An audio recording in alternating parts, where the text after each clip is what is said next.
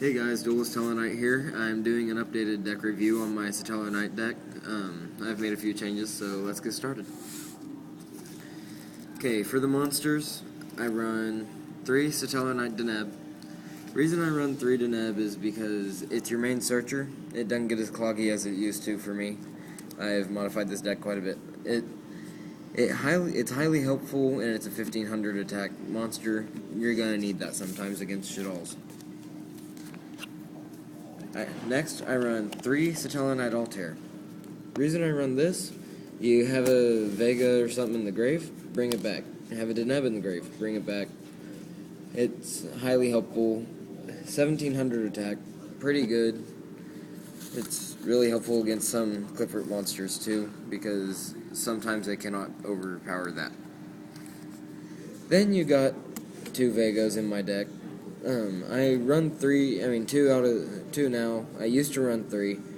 I only run 2 because it started getting really cloggy. I started seeing it a lot at times that I did not need it. Highly helpful in that one. And you can chain combos and stuff with 2 Satellarknight Unokohai, one of my more favorite Satellarknight monsters. Even though it sends them from the deck to the grave, it sets up combinations for your Vega and your Altair. It's highly helpful. I run 2 Satellarknight Sirius. Sirius is one of my more helpful cards when I have Satellarknights in the grave.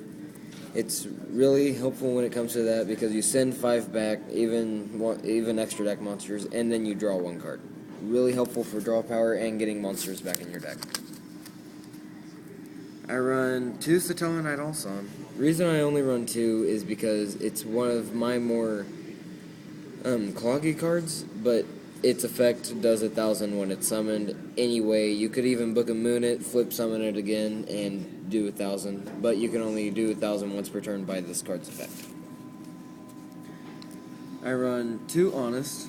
This entire deck, including most of the extra deck, is light attributes. It's really helpful against those.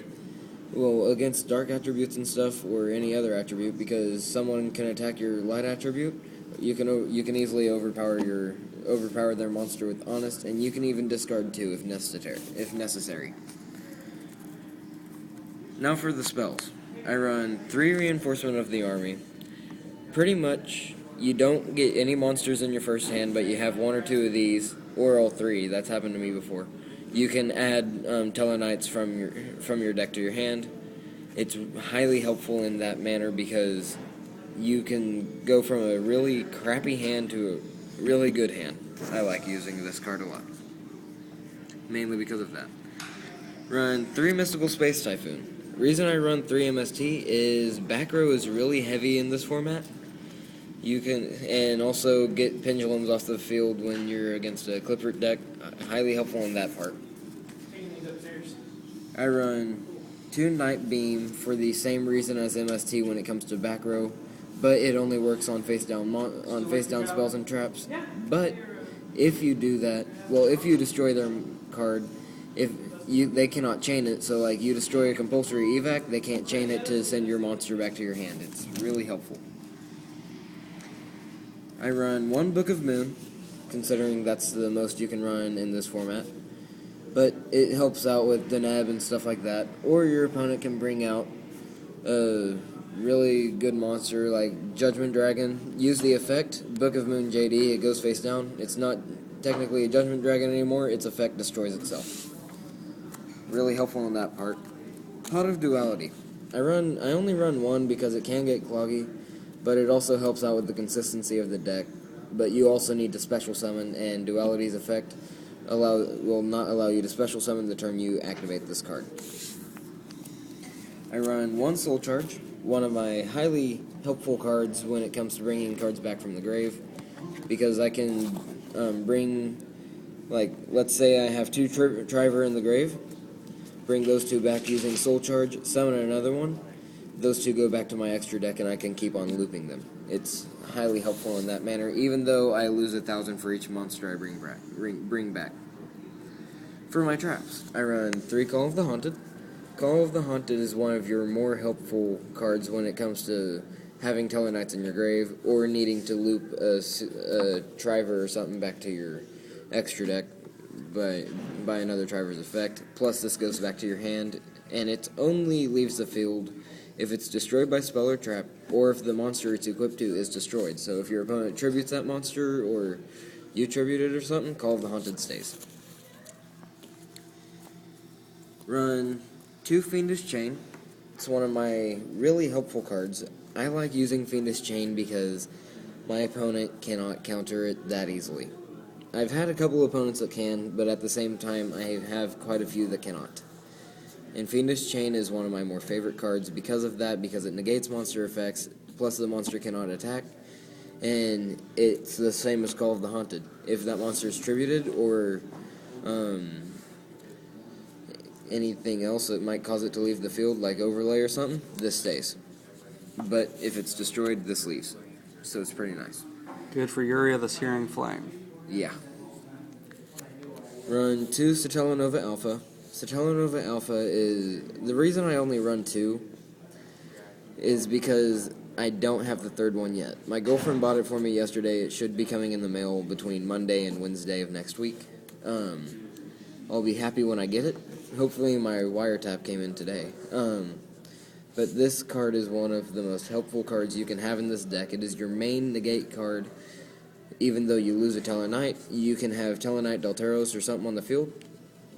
Tribute it for Alpha. Then you can bring a Tellarknight from your deck or hand out to the field and just start a chain. Plus, Alpha allows you to draw 1 card, so it's highly helpful. Oasis of Dragon Souls. I run 2 of it because it's pretty much a Call of the Haunted, except when it brings back the monster, it brings it back in defense, and it also turns it into a worm-type monster. Plus, if that monster leaves the field in any way, this card goes to the graveyard. It sucks. But it is a helpful card. Run 1 Solemn Warning. It's limited on the format. Wish it wasn't, even though you pay $2,000 to activate it. I wish it wasn't because it can stop summons and special summons. It's a really helpful card. For those of you who know what it is, if you use 2 life-absorbing machines with a deck with Solemn Warning, it will counteract the effect the next turn. Yeah, it will. I also run 1 Compulsory Evacuation Device. Highly helpful. Your opponent brings out their strongest monster, send it back to the hand. Or extra deck. Helps out on that one a lot. Then I run a Bottomless Trap Hole. Your opponent summons a monster with 1500 or more attack, banish it. That's all you gotta do is just banish the monster and you'll be good. I run 1 Mirror Force mainly because you need a lot of defense in this deck when you're against shitballs, because some of their monsters have really insanely high amounts of attack. I heard that laugh, Nate. Mirror Force really does not need an explanation aside from the fact that you need defense. Now for my extra deck. I run 3 Satellarknight Triver. It pretty much summon it, bounce everything on the field but itself back to your hand and your opponent's hand. And then you can remove 1 overlay material, discard a card from your opponent's hand. It's one of the best XYZ monsters I have ever used. Then I run 3 Satellarknight Delteros. For those of you wondering why I run 3, it's more or less I need the attack power, and I need to be able to destroy stuff on my opponent's side of the field so they cannot counter my moves. That's the whole reason I run 3. And it's one of the more helpful Tellarknight XYZs as well. I run 1 Stellarknight Constellar Diamond, the newest XYZ for Tellarknights. I only run 1 because I only have 1. If I had a second one, I would probably be running 2, because it helps negate dark effects really nicely. Plus, you can use your Tellarknight XZ's monsters to XYZ summon this guy. And Diamond is one of my more favorites because your opponent, well, nobody actually can add a monster from the graveyard to their hand without it being banished. And plus, you cannot send cards from your deck to the graveyard when this card is out. I run 1 number 104. Don't know how to say that. Looks like Masquerade. Yeah, Masquerade. During either player's battle phase, when an opponent's monster effect activates, you can detach 1 XYZ material from this card. Negate the activation, and if you do, inflict 800 damage to your opponent. Once per turn, you can send the top card of your opponent's deck to the graveyard. Really helpful. I love this card because it mills out your opponent's deck like crazy. Then I run 102, number 102, Star Seraph Sentry, one of my favorite cards because it negates monsters' effects, cannot attack or change its battle position, plus its attack is halved. It's really nice. Well, actually, I take that back. It can attack, but if you use that effect when your opponent attacks with it, let's just say their monster's not going to have a nice day after that one. That's pretty much the whole reason I run a 102. Negative repercussion for the win. Yeah. Bujinki Amaterasu Ghost Rare. Only reason I have it in Ghost Rare is it's the only Ghost Rare card I have, and it's the only version of this card I have. But that's not the point of why I run it. I run it because my opponents like to banish my level 4s. I have a friend that actually uses a Light Spawn deck with 3 Light Spiral in it, and that thing will banish your top deck like crazy. And this helps you get those monsters back because on your turn, remove an XYZ material, bring it to your field. On your opponent's turn, remove one, bring it to your hand. Highly helpful. I will run 1 Heroic Champion Excalibur. Pretty much remove both materials on this card. It gains, well, its attack is doubled, so you can have it at 3,000 attack, it goes to 6,000. Highly helpful. 1 Steel Swarm Roach, 2 level 4 monsters during either player's turn when a level 5 or higher monster would be special summoned. Remove material, negate the summon, and destroy it. I did that on 2 JDs in the same turn yesterday. It was awesome. Number 80, Rhapsody and Berserk. My favorite XYZ monster because it's a union, pretty much. Equip it to another XYZ monster you control, it gains 1200 attack. Plus, you can remove the materials from this card up to twice per turn and banish 2 monsters in your, well, 2 cards, period, in your opponent's graveyard. Highly helpful. Then I run a number 103, Ragna Zero. Yeah, pretty much detach 1 XYZ material from the card. Target 1 face-up attack position monster your opponent controls. If the attack is different, destroy it. And then I draw 1 card.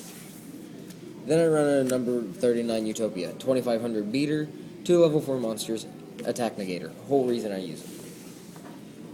Now for my side deck. I run 1 Flying Sea. Flying Sea is really helpful because summon it to your opponent's side of the field when they normal or special summon.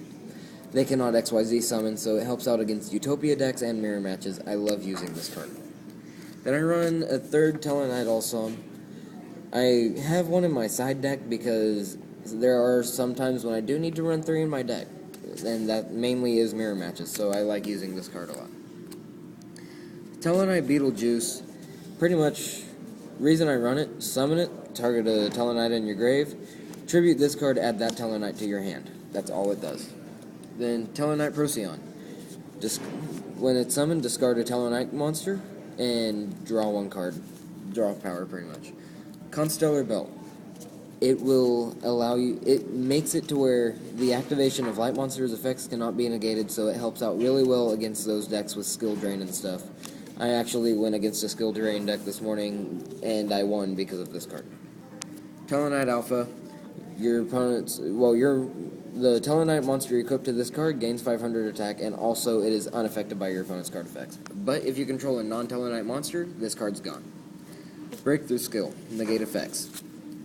Battle Guard Howling. Your opponent targets your monster with the foreign attack or with a monster effect. Send 1 monster on their field back to their hand. They lose life points equal to that card's attack. Chain Destruction. Your opponent summons a monster with 2,000 or less attack.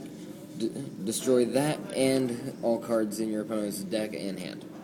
Chain Dispel. It's the exact same thing, but it's for spells and traps. Drop Off. It helps out really well against decks that can draw really good cards. So, like, your opponent draws a card, activate this, they discard it, they don't have it anymore. Face Off helps out because a spell trap or monster effect is activated during the damage step.